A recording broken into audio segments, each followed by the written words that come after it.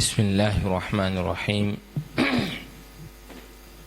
الحمد لله رب العالمين، والعاقبة للمتقين ولا عدوان إلا على الظالمين، وأشهد أن لا إله إلا الله ولي الصالحين، وأشهد أن محمدا عبده ورسوله إمام الأنبياء وإمام المتقين، صلى الله عليه وعلى آله وصحبه أجمعين وسلم تسليما كثيرا. أما بعد، tunaendelea na kitabu chetu cha at-tajrid as-sarih li ahadith al-jami' as-sahih lil-imam al-Bukhari ikhtisari ya al-imam az-Zabidi rahimahumullah ta'ala, tukiwa bado kwenye kitabu as-salah.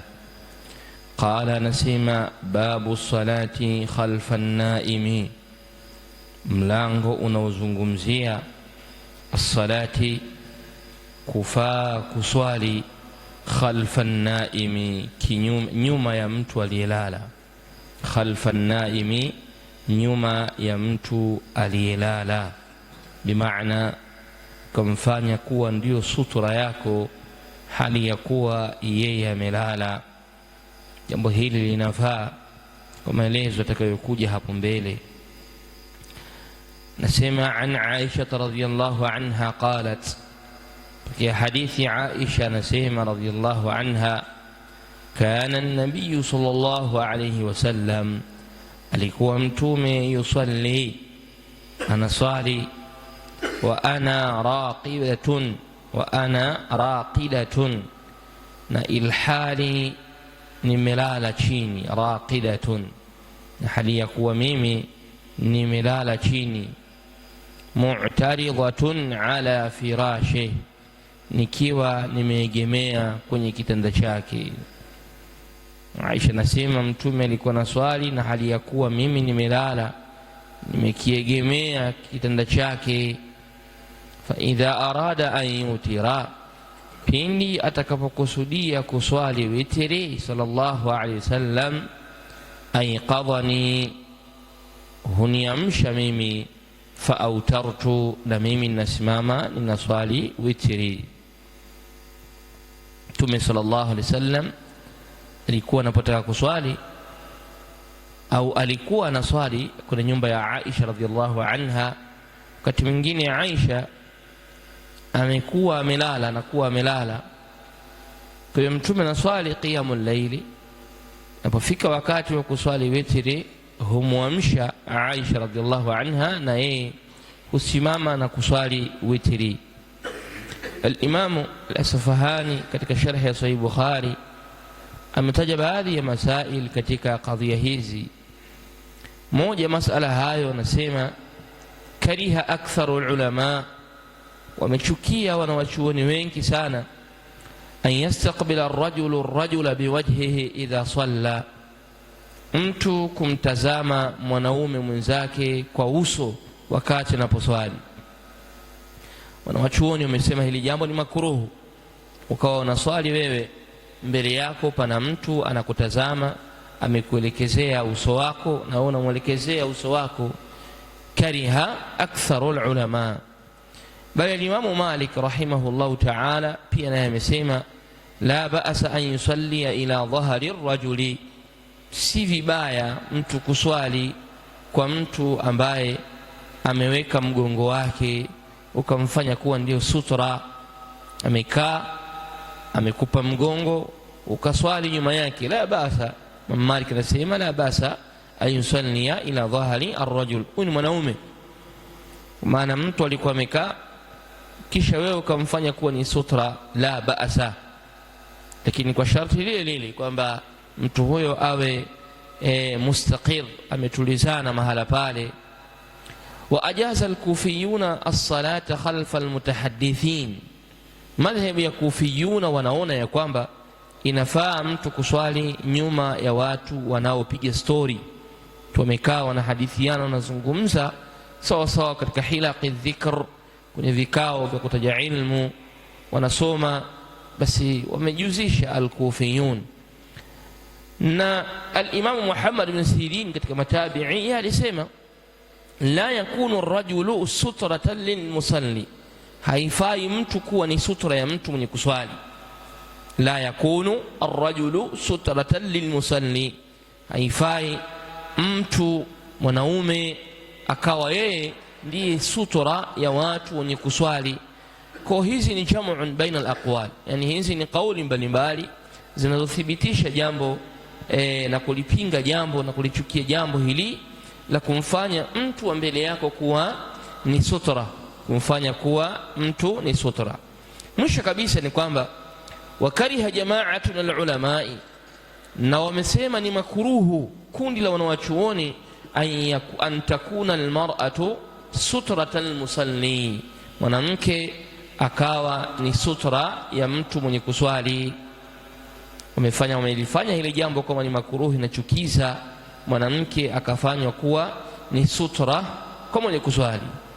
Na sababu kubwa kabisa inayotajwa na baadhi yao ni kwamba swala nyuma ya mwanamke, lianna salata khalfaha, kwa sababu kuswali nyuma ya mwanamke, wa hiya tanzuru ilaiha, na hali ya kuwa au na hali ya kuwa anatazama yeye yule mwanamke, anatazama na unavyoswali, anatazama harakati, yukhsha alayhi alfitnatu, panahofiwa kwa mwanamke huyo au juu ya mwanaume huyo anayeswali fitna.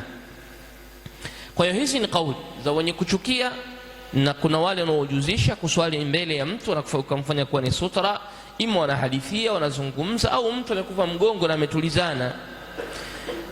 Al-Imam Malik wa Shafi'i na Abu Hanifa katika maelezo yao mengi sana wamefikia kusema ya kwamba la yaqta'u salatu shay, swala haikatwi na kitu chochote, swala haikatwi na kitu chochote. Na kauli hii amepokea pia Anas ibn Malik na al-Imam al-Hasan al-Basri rahimahumullah ta'ala wa radiyallahu anhum. Na wamesema ya kwamba innal kalba al-aswad wal haidha, na kauli nyingine wamefikia kusema ya kwamba mwanamke mwenye hedhi na mbwa mweusi yaqta'ani salat, wanaikata swala lau watakuwa mbele. Na tumepita hadithi nyuma huko ya kwamba Aisha lilikataa hilo kwa kuambia maswahaba. Kwa hiyo Al-Hasan ibn Husaini, Al-Hasan ibn Ali radhiyallahu anhu na wengineo wamefikia kusema ya kwamba mbwa mweusi na haidhun na mwanamke mwenye hedhi yaqta'ani as-salah. Kwa hiyo ala kulli hali, kwa hadithi hii Aisha radhiallahu anha tunaona ya kwamba Mtume sallallahu alaihi wasallam alikuwa nasali, na itakuja hapo maelezo ya kwamba je, alikuwa nasali ilikuwa ni swala za faradhi au za sunna, lakini dhahiri ya kwamba ilikuwa ni swala ya sunna, na ndio maana alikuwa akimaliza anamwambia Aisha radhiallahu anha ya kwamba amemaliza, na kisha Aisha naye pia anaamka anaswali witr. قال اسمع باب إذا حمل جارية صغيرة على عنقه في الصلاة. باب ملانغو نوسيما inafaa idha hamala jariyatan saghiratan, pindi akimbeba binti mdogo, jaria binti mdogo, kumenajuzu mtu kumbeba binti mdogo ala unuqihi, juu ya shingo lake, fi salati, katika swala. Maana wakati unaswali au unasalisha inafaa ukambeba mtoto wa kiume au wa kike, ukambeba katika mgongo wako na hali ya kuwa unasali. Ukafika kwenda kusujudu, unaenda naye, unamweka chini, unasujudu, unanyanyuka naye, hakadha. An Abi Qatada al-Ansari radhiyallahu anhu, mpokea hadithi Qatada al-Ansari Allah mridhie, anasema anna Rasulullah sallallahu alayhi wasallam, kama mtume, kana yusalli, alikuwa anaswali, wa huwa hamilun, na hali ya kuwa amembeba Umamata binta Zainaba binti Rasulillah, amembeba Umama ambaye ni binti wa Zainab, ambaye Zainab ni binti wa mtume sallallahu alayhi wasallam. Kwa mtume na swali hali ya kuwa amembeba Umama ambaye ni binti wa Zainab. Wahia, na huyo Umama ni mtoto wa Abil Asi ibn Rabi'i ibn Abdi Shamsi, ni mtoto ambaye baba yake ni Abil Asi ibn Rabi'i ibn Abd Shamsi, ndio baba aliyemuoa Zainab mwanzo. Fa idha sajada, alikuwa mtume anaposujudu, wadaaha, humweka chini sallallahu alaihi wasallam radhiyallahu anha. Wa idha qama, na pindi anaposimama mtume sallallahu alaihi wasallam, hamalaha, humbeba kuna naye tena juu katika itidali, kwenye qiyam. Kwenye kisujudu anasujudu naye, anamweka chini kwanza alafu anasujudu, na akinyanyuka tena anambeba sallallahu alayhi wa alihi wasallam. Katika masala ya hadithi hii, suila al-Imam Ahmad ibn Hanbal, Imam Ahmad aliulizwa ani rajuli ya'khudhu waladahu wa huwa yusalli. Imam Ahmad, unamsemaje mtu ambaye anamchukua mtoto wakati anaswali? Manake kambeba mtoto aliyekuwa anaswali. Imam Ahmadi aliulizwa hilo swali, qala, akasema naam, ndio, ni jambo linalofaa, halina tatizo. Na ushahidi wake katoa hadithi hii ya Abi Qatada al-Ansari ya Mtume sallallahu alaihi wasallam, alikuwa amembeba Umama binti Zainab binti Rasulillah sallallahu alaihi wasallam. Na kwenye hichi kitendo pia kinathibitisha ya kwamba yajuzu fi salati al-amalu al-khafif, inajuzu katika swala kufanya matendo kitendo kidogo hafifu, chepesi chepesi. Inafaa ukafanya kitendo kama hicho cha kumshika mtoto kumweka chini, uliponyanyuka kanyanyuka naye tena juu, inajuzu katika swala. Na hii ni ijma' ahli al-ilm, wamekubaliana na wachuoni kwamba kazi yoyote, matendo yoyote mepesi kwenye swala, fala yubtilu salati, hayaharibu swala. Kambeba mtoto kwenye mgongo, kambeba kwenye shingo, kamwamishia mkono wa kushoto, kambembeleza kidogo kama vile wakina mama wanavyoruhusiwa. Ikiwa mtoto anapiga kelele, analia sana, basi fala mani, hakuna kizuizi mtu akamtie akambembeleza yule mtoto wake. Al-Imam Ashhab amepokea riwaya ya kwamba Mtume sallallahu alaihi alipombeba Umama hapa, kana fi salati nafila, alikuwa katika swala ya sunna sallallahu alaihi wasallam. Imam Ibn Ashhab au Ashhab katika maimamu wa Kimaliki anasema Mtume kumbeba Umama hapa, kana fi salati nafilatin, kitendo hichi kilifanyika, Mtume alikuwa na swali swala ya sunna. Bimaana itafaa hivi kwenye swala ya sunna, lakini sio kwenye swala ya faradhi, kwa maneno haya ya Ashhab. Lakini pia vile vile rawa amepokea pia an Abi Qatada. Abi Qatada yeye anasema annaha kanat fil faridha, kwamba hichi tendo ambalo lilitendo Mtume kalifanya alikuwa kwenye swala ya faradhi, kwa hoja ya kwamba kama kwenye faradhi ilifaa, basi vile vile kwenye swala ya sunna itafaa vile vile. Kwa hiyo ala kulli hali ya kwamba tendo hili Mtume sallallahu alaihi wasallam kana yusalli, alikuwa na swali sallallahu alaihi wasallam, na dhahiri kwamba alikuwa anawasalisha watu, na dhahiri alikuwa anawasalisha watu, kwa sababu zipo riwaya zinaonyesha Mtume sallallahu alaihi wasallam aliingia naye ndani ya msikiti, aliingia naye ndani ya msikiti sallallahu alaihi wa alihi wasallam. قال نسمع باب المرأة تطرح عن المصلي شيئا من الأذى.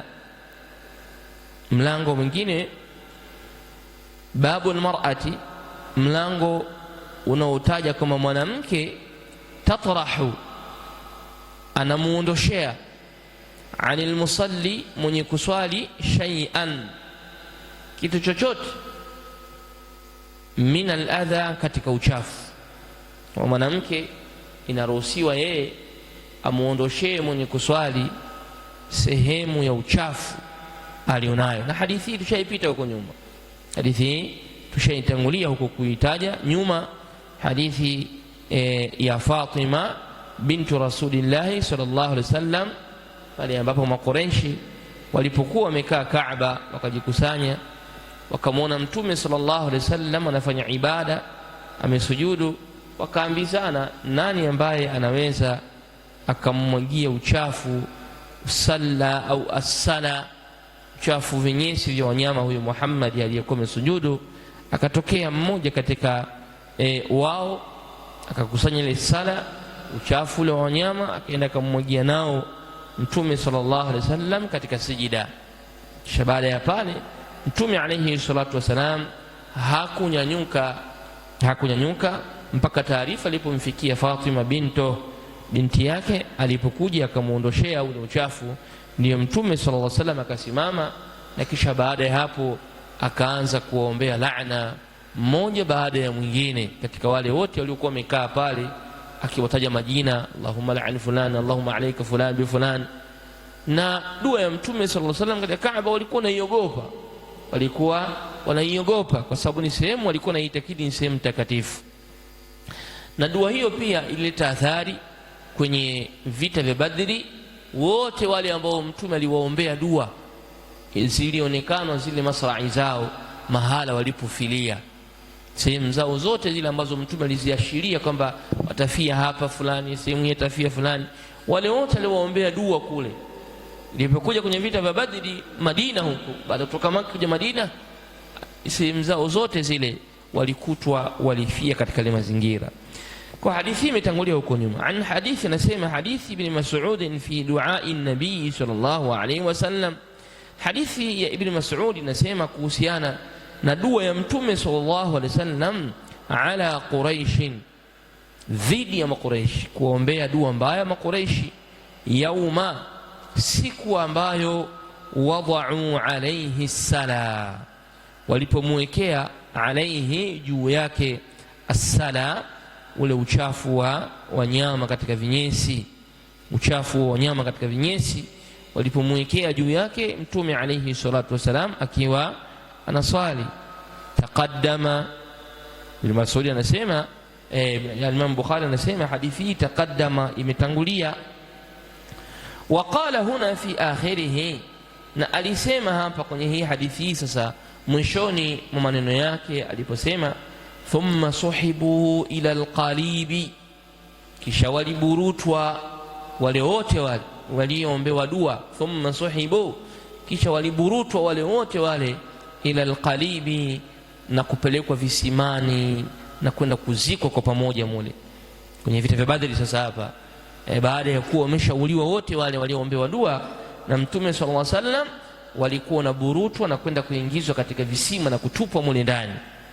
Thumma qala Rasulullah sallallahu alaihi wasallam, kisha Mtume akasema, wa utbi'a ashabul qalibi la'natan, wa utbi'a, na imewafuatia, wa utbi'a, na imewafuatia ashabul qalibi, watu wa kisima, maana yake wale waliodumbukizwa kisimani, imewafuatia nini? La'natan, la'na ya Allah subhanahu wa ta'ala. Kwa hiyo hapa mahallu shahid ni kama mwanamke ambaye ni Fatima radhiyallahu anha alipoona ule uchafu umemwagiwa kwa baba yake, alikwenda na kwenda kuondosha kwa baba yake ambaye ni Mtume sallallahu alayhi wa alihi wasallam.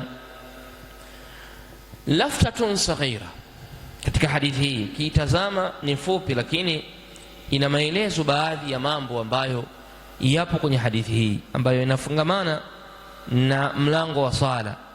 Tunashaona hapa ya kwamba mahallu shahidi, Fatima alikwenda akamuondoshea ule uchafu, na yeye Mtume sallallahu alaihi wasallam alikuwa na swali. Sasa kadhia iliyopo hapa ambayo inafungamana na hii hadithi ni kwamba ni hukumu ya mwenye kuswali pindi atakapokuwa na swali bithawbin najisin, na nguo yake ina najisi na ana uwezo wa kuiondosha ile najisi, nini afanye? Anaswali mwenye kuswali, kisha najisi ikamdondokea kwenye mgongo wake, kwenye nguo yake, sehemu yote, na pakawa pana uwezekano wa ile najisi yeye kuiondosha, pakawa pana uwezekano wa najisi yeye kuiondosha. Kama hapa Mtume sallallahu alaihi wasallam, najisi hii ilipomdondokea alayhi salatu wasalam, hakuondoka, alisujudu vile vile, akakaa chini amesujudia vile vile mpaka alipokuja binti yake na akaiondosha. Sasa haya masala yatamtokea mwingine na fulani na allan. Jawabu katika hili,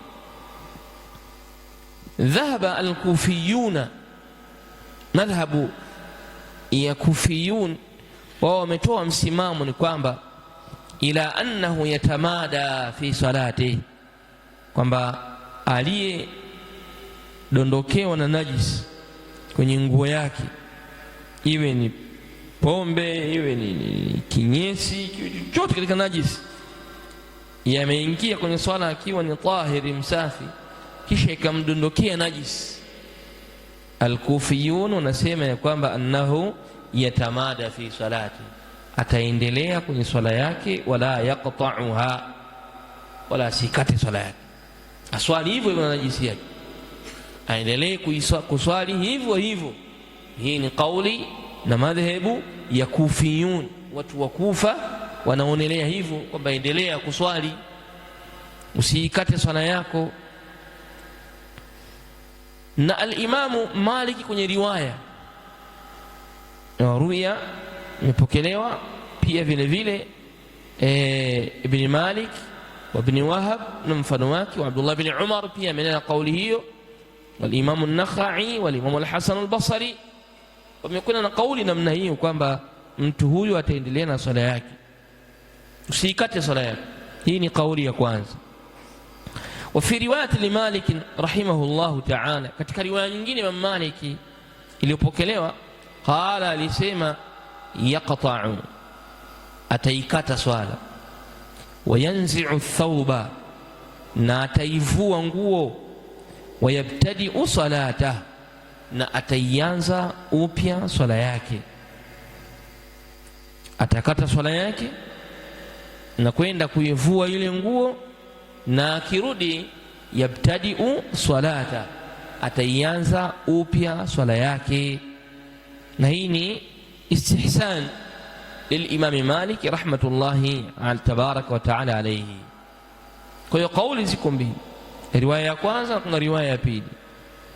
Riwaya ya kwanza imekuwa na wafuasi wengi walioisupport na kuiunga mkono, na riwaya ya pili ni yake Imam Maliki peke yake, ya kwamba swala ile inabidi uikate, sababu tayari tumeambiwa sisi, wa thiyabaka fatahhir, na nguo yako itaharishe, isafishe.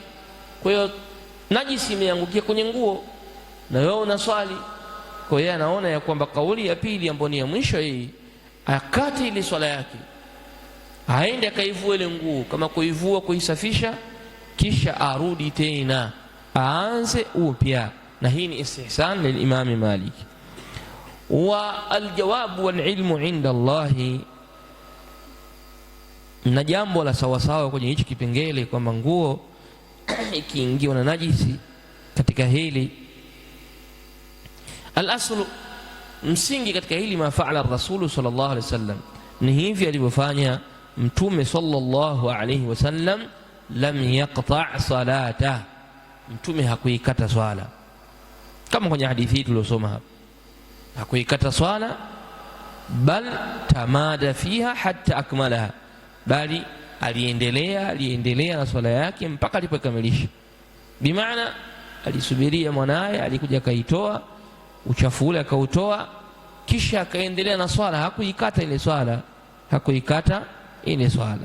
Kwa hiyo ni masala laftatun saghira kwenye hadithi hii, kwa sababu ni masala yameonekana kwamba walimwagia najis na hali ya kuwa anafanyaje, anaswali. Masala ya mwisho ni kwamba Mtume sallallahu alaihi wasallam amewaombea laana watu. Masala ya pili ya mwisho, inafaa sisi kuwaombea watu laana hata kama watakuwa ni makufar. Kama tulikuwa tunawasikia miaka ya nyuma, baadhi ya wanaharakati Tanzania walikuwa wakitoa maelezo yao, kisha wakimtaja mathalan, akasema, akiwa anazungumza akasema, katika nchi hii labda alikuwepo Rais Nyerere. Unasikia watu wanasema laanatullahi alayhi, alikuwa sijui Mkapa na nani, laanatullahi alayhi. Nyerere alikuwa shakufa, lakini wakimtaja kwenye upande wa Mkapa alikuwa yuko hai, walikuwa nasema laanatullahi alayhi.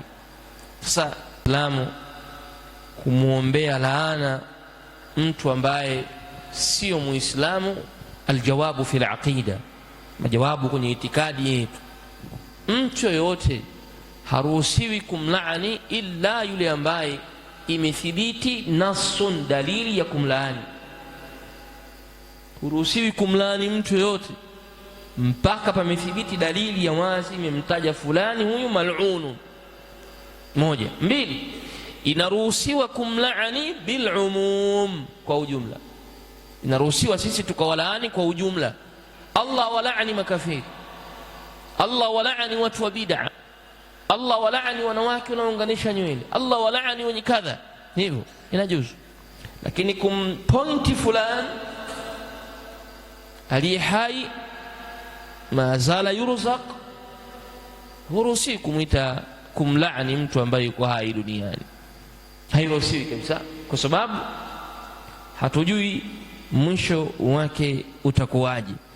Tunaelewa ya kwamba fa inna rajula la ya'malu bi'amali ahli an-nar thumma yakunu ma bainahu wa bainahu an-nar illa dhira' fayasbiqu alayhi al-kitab fayamalu bi'amali ahli al-janna alafu fayadkhuluha. Kwa hiyo hatujui mwisho wake itakuwaje. Anaweza mtu tukamuona kwenye dhahiri yake anafanya matendo ya watu wa motoni, lakini ulipokaribia umauti wa kuondoka yeye akatenda matendo ya watu wa peponi, akafilia mbali huko na hali ya kuwa yeye ni mtu wa peponi. Kwa hiyo haruhusiwi mtu kumlaani fulani isipokuwa aliyethibitika kutoka kwenye nas kwamba huyo laaniwe, huyo laaniwe. Kama vile Firauni, sawa, haruhusiwi kumlaani, na wale wote ambao Mtume sallallahu alaihi wasallam amewalaani. Sasa hapa tunakuja sasa masala iliyopo hapa, kuwalaani waliokuwa hai, kuwalaani hawa waliokuwa hai inafaa? Haya masala kwenye meza. Waljawab, jawab, haula alladhina daa alaihim sallallahu alaihi wasallam, hawa ambao Mtume amewalaani hapa, amewaombea dua mbaya, walikuwa mimman lam turja ijabatuhum wa rujuuhum ila alislam, ni watu ambao hapatarajiwi kuitikia kwao na kurejea kwao kwenye Uislamu. Lam turja ijabatuhum wa rujuuhum ila alislam, ni watu ambao hapatarajiwi kabisa, hapatarajiwi kabisa kukubali kwao Uislamu wala kurejea kwao na kuufuata Uislamu, hapatarajiwi. Wa humul ladhina, na hawa ndio ambao kafahu Allahu lahum iyahum, kafahu Allahu iyahum, hawa ndio ambao Allah amemkinga nao sallallahu alaihi wasallam. Hawa ndio watu ambao Allah subhanahu wa ta'ala amemkinga Mtume sallallahu alaihi wasallam na shari zao, aliposema Allah inna kafainaka almustahziin. Mustahziin ndio hawa hapa, hawa ambao walikuwa wamekaa kwenye Kaaba wakimtaka Mtume sallallahu alaihi wasallam amwagiwe uchafu, ndio hawa. Allah anamwambia inna, hakika yetu sisi, kafainaka, tumekutosheleza, tumekukinga wewe na almustahziin, na watu wenye kufanya istihza. Hawataweza kukudhuru wala hawawezi kufanya chochote. Kwa jawabu halisi, tutawalaani hawa na tutawaombea dua hawa muda wa kuwa Mtume sallallahu alaihi wasallam aliwafanyaje? Aliwaombea dua. Kinyume na mtu mwingine yote, haturuhusiwi kumwambia la'natullahi alaik, haturuhusiwi kumwambia fulani Allah akulaani. Tunaruhusiwa kumwambia shaitani la'anahu Allah, shaitani la'anahu Allah, Allah mlaani, kwa sababu ndio imethibiti hivyo. Lakini mtu aliyekuwa hai, awe kafir awe muislamu, haitofaa sisi kusema wewe Allah kulaani. Lakini inaruhusiwa kulaani bil umum, kuombea dua mbaya bil umum, bil umum. Mkizichunguza dua na witri za zamani kwenye swala za tarawih kwenye hii dunia miaka ya 2002, 2003, 2004, utakuja kuona ya kwamba kuna baadhi ya mikhalafa ya maqra al-Qur'ani waliokuwa wakiomba dua kwenye swala za witri.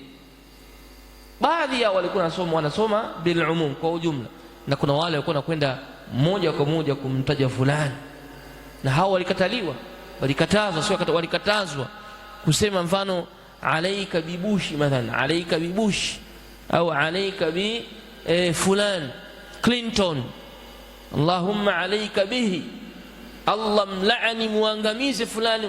La, sisi hiyo sio manhaji yetu, hiyo sio manhaji ahli sunna wal jamaa.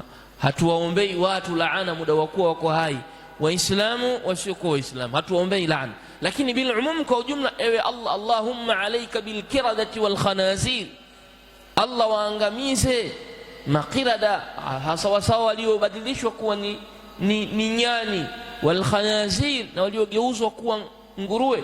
Ukiwa na maana Mayahudi, naam, sawa, kwa sababu umeomba bil umum, haujamshiria mtu fulani. Kwa hiyo hawa sisi tutawalaani hao, tutawaombea dua hao, kwa sababu hapakuwa panatarajiwa kuitikia kwao Uislamu, na Mtume aliwaombea dua hii.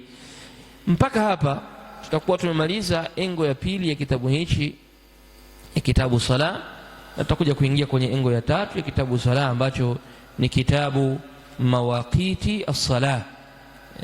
Kitabu kinachozungumzia nyakati za swala.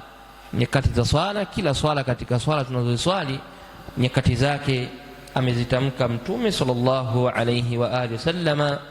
Tumuomba Allah subhanahu wa ta'ala ayarzuqana ilman nafi'a, aturuzuku elimu yenye manfaa, na atupe khatma iliyokuwa mwisho, na aturuzuku ikhlas katika matendo na kauli. Wa sallallahu ala nabina Muhammadin wa ala alihi wa sahbihi ajma'in, walhamdulillahi rabbil alamin.